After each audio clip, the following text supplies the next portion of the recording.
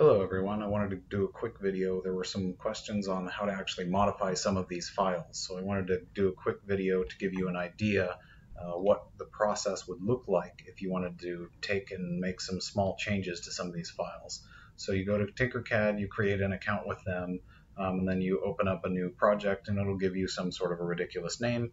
The good news is it won't put you at risk of any copyright violations for existing products because it's mostly gibberish. What you want to do is you actually want to import a file, and depending on what you're using, you can say something like, say, we start with one of these files for the pinky, right? So as soon as it comes in, all right, we have our first part, right? So you're going to a couple quick boundary conditions so that you guys know how to use the software. If you click your scroll wheel, you move it around. If you right click and hold, you rotate the view so you can change the work plane. You left click to select a part, and then you change your view, and you can actually change what angle it's at. So we can now stand it up by running it over to 90 degrees, clicking off of it. Now we see, okay, but we want it actually above our work surface. So we're going to click, move it up and down with the arrow. So we can set it, there's 0 is the distance between there and the work plane, and now it's roughly centered. So that's a quick way to get your model oriented. So what you want to do now is you want to zoom in using the scroll wheel. You can click it and manipulate your position. You can change whether you see it as a whole or as a solid. So this allows you to see the current configuration of this shape. What it means is you've got different sorts of vectors, and they change the scaling based on what the software tells you. So you can't manipulate this file exactly. What you can do is take some key measurements of some things, and that's done using some of their tools. And so we'll work through a couple examples of those, but you can't do measurements very easily for some of what you're looking for. So there is a ruler feature here. And so you can change your orientation and say, well, I want a ruler, if you hover right over the top of it, I want a ruler maybe at the center. And you want to measure to this point here or something like that. It gives you a couple key dimensions here. So the first is the 5.17, the second 10.3. So this is giving you the outer diameter of the circle as a whole. It's also giving you kind of a centerline position here as far as the diameter. So you can get some key information. It doesn't tell you based on this what the interior diameter is, but you can estimate based on this being a little bit more than 5. This is 1, 2, 3, 4, 5 squares. So this is on the millimeter scale. So you can get a sense for this has about a 1 to 2.75 maybe diameter, or 2.75 radius inner circle. You can confirm that by saying, okay, let's add in another shape. So over here in your tools, you already have a workspace at the bottom. Everything in this TinkerCAD works on a workspace, all of the shapes. So the workspace, you can place a workspace anywhere by just clicking it, and any plane of a piece that you're working on, any feature that you want to add or change, you can use different reference points. So the slope on the side, you can have it be at all sorts of different angles, or you can reference the top, or you can reference the bottom also by changing your view. And you can say, yeah, I want to reference this side, but because there's a slope to this and a curvature, you can place one anywhere along that point, but you don't want to mess with the actual mating surface. So if you're going to change or duplicate this part, this is the basic operations for the software. So what you actually want to do is you actually want to add some geometry, like a cylinder, a sphere. If you're really wanting fingernails or something, there's a couple different options for a rounded element, a half sphere, a paraboloid, different things. You can even add hearts or whatever else to it. You want to keep in mind that you don't want the fingers to interfere as they go together, because they have to move in conjunction with each other. So that can create some interference issues. So you don't want a lot on the sides. But if you did want to, for instance, center You see the circle highlighted red there. If you wanted to center a circle, this you could represent as a geometry as a through hole or as a solid. And that means this is an additive method. So you're adding something as a solid. So think like adding pieces on a clay model or in Play-Doh or something that you did as a kid, right? Or a subtractive method here is taking away material, so that's a subtractive method of drawing. And depending on what size you want things to be, you can specify what size. You can, I think, enter them manually, or you can do it by inspection, where you're just looking to see how everything lines up. So here I'm trying to get close to the actual interior cylinder dimensions. So here I'm actually just about right on the money.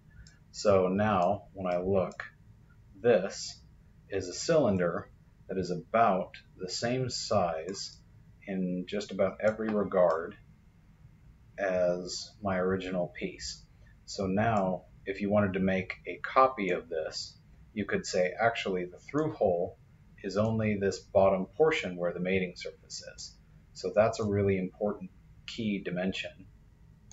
And it kind of gives you, you have to pay attention here to how the hole actually lines up. So you can use Control-Z just like in a lot of other environments, a lot of Microsoft environments and things. So this as a whole is a little bit tricky to actually get lined up. So that's why you may want to visualize it from the bottom side so that you can get it lined up in the center. So you can see the center axis here should be lined up with the center of the hole. So it may or may not cleanly line up depending on our sizing. But this will give us some kind of a reference point. So yeah, this needs to be just a little bit bigger to match up with our hole. There we go. So something more like that. We're pretty close here, and we can make some minor changes and say this actually needs to be 5.6 or something. Or maybe it needs to be 5.8. Maybe it needs to be 5.75, right? So if you delete it, it'll delete the entire thing, but you can select just the geometry itself by getting to where you can see it. There you have it selected. And now you have your through hole. You can change the height of your element by clicking here. You don't want to grab the black arrow, but you do want to grab, because the black arrow just moves this in vertical space, right? Unless you're moving it in a different axis. So you want to change the height to where that's pretty closely mimicking, because you want it to be able to be a pretty close fit.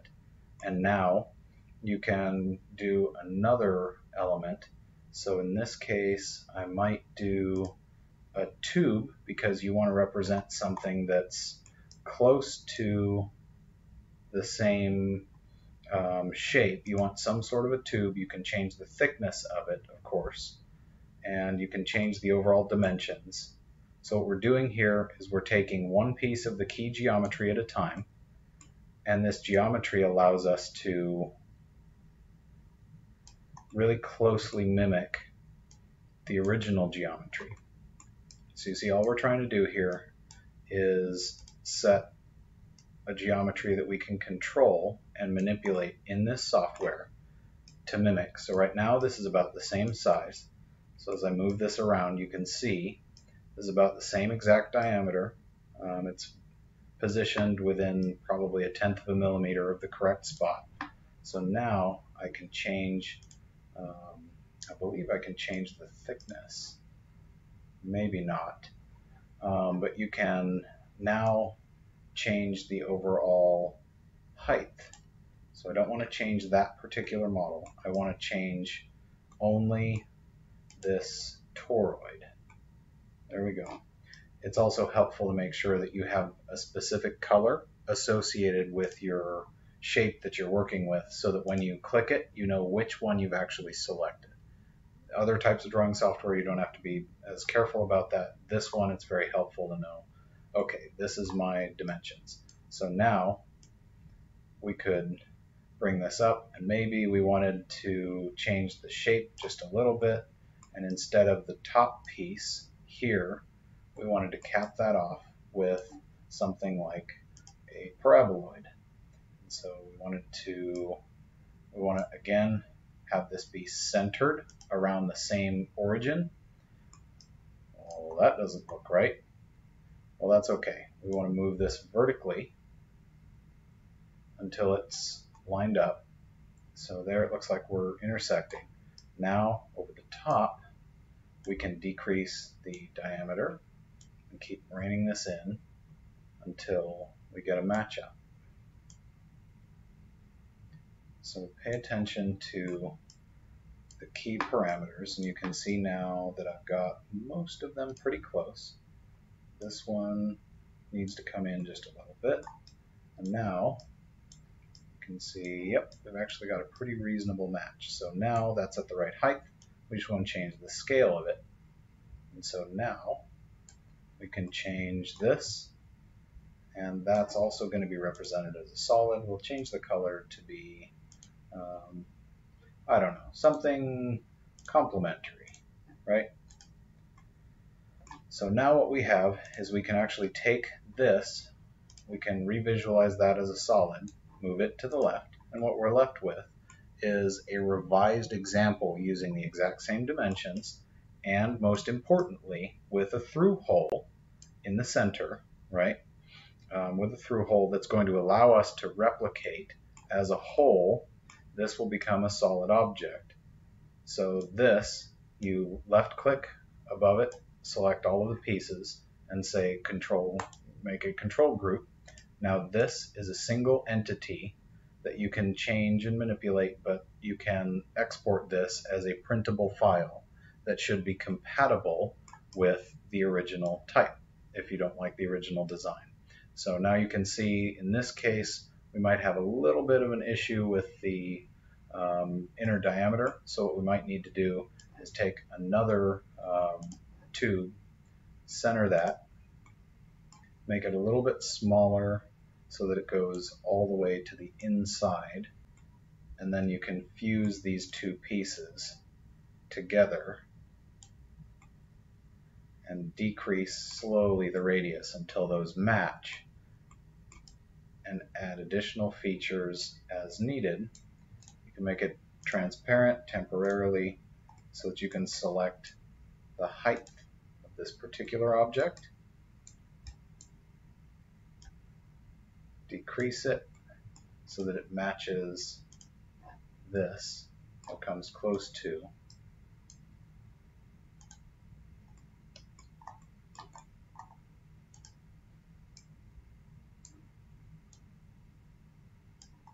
and there we have about the height that we're going to need.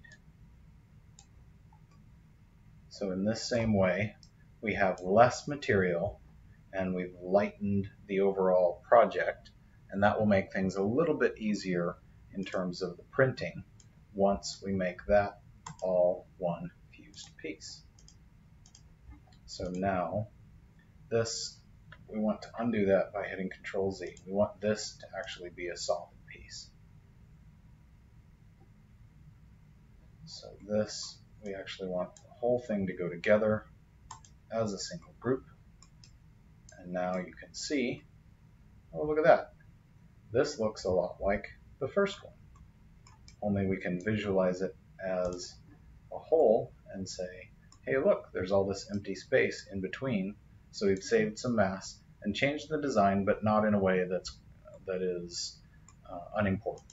So then this can be deleted. You visualize this again as a solid, export your file type as an STL, and whatever that'll go to your downloads folder, and then you have your revised STL file, and you can then print that as a test fit.